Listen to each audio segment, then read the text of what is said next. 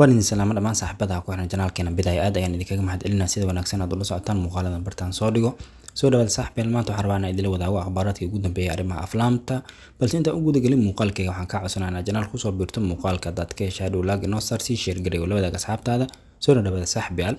waxaan ku bilaabno muuqaalkeena jilayaasha kala Anil Kapoor iyo Bibi Dol ayaa waxa shaac laga qaaday in lagu soo daro filimka Nagzila filimkan Kartik Aaryan ayaa hogaamiye ka ah sida ay qortay shabakada caanka Bollywood Hungama labadan jilay Anil Kapoor iyo Bibi Dol ayaa ku matali doona ama jili doona doorka negative role ama kaabalaadnimada filimkan waxa la rajeynayaa in la daawado sanada 2026 ama Agoosto sanada 2026 jilayaasha kale filimkan lagu soo daray waxa kamid ah ninka lagu magacaabo Rafi Kishan ama Bakiya waxa taqaanaba filimkan waxa agaasima ka ah director-ka caanka ah Karan Johar kaas oo kamid ah directorada Hindiya lagu jecel yahay sheekooyinka waxa qayb ka ah waxa shaac laga qaaday aflaamta kala ah Hamtum iyo dadkan in dib loo saari doono tiyaatarada Hindiya bishan May filimka Hamtum waxa hogaamiyay ka Saif Alqan iyo sidoo kale marka la eego gabadha lagu magacaabo Rani Muqraji waxa uu soo baxay filimkaasi 28 May sanadii 2004 waxaana shaac laga qaaday in bishan hadda aan ku jirno markii 16 ama 16 ay ku beegantahay in dib tiyaatarada loo saari doono filimka dadkan asigana waxa shaac laga qaaday in la daawan doono 23 bishan May sanada 2025 asiguna waxa uu kamid yahay aflaamta jaceylka ee hore soo baxay filimkan 2000 ayuu soo baxay Akshay Kumar iyo sidoo kale Sunil Shetty iyo Shilpa Shetty ayaa hogaamiyalkooda mar kale ayaa aflaamtan dib loo daawan doona saaxiibayaal akhbaaraadka waxa qayb ka ah waxa shaac laga qaaday filimka Voljugmaaf in dib loo dhigay daawashadiisa filimkan waxa la rajeynayaa maalinta Berita in tiyaatarada la saaro shirkadda filimkan iska leh Maddox Films ayaana shaac ka qaaday filimkani la cancel gareeyay ama dhanka tiyaatarada laga cancel gareeyay filimkan waxa hogaamiye ka Raj Kumar Roy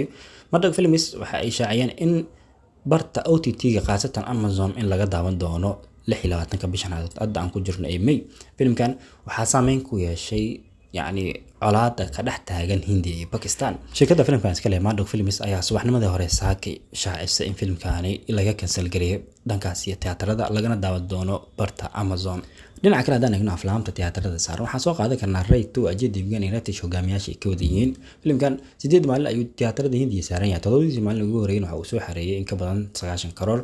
isku dar gudaha Hindiya oo dhan waxa uu ku soo xareeyay 100 ama in ka badan 105 karoor halka daafaha caalamka ama isku dar dal iyo dibadba uu soo xareeyay in ka badan 110 karoor aflaamta kale tiyaatarada saaran waxa kamid ah filimka lagu magacaabo Retro kaas oo hogaamiye ku yahay jalaaga caanka ah Suuriya waxa ku weelisay gabadha lagu magacaabo Pooja Haj filimkan marka la eegana 7 maalin gudaha Hindiya waxa ku soo xareeyay in ka badan 50 karoor isku dar dal iyo dibadna waxa uu ka talaabay 104 karoor saaxiibayaal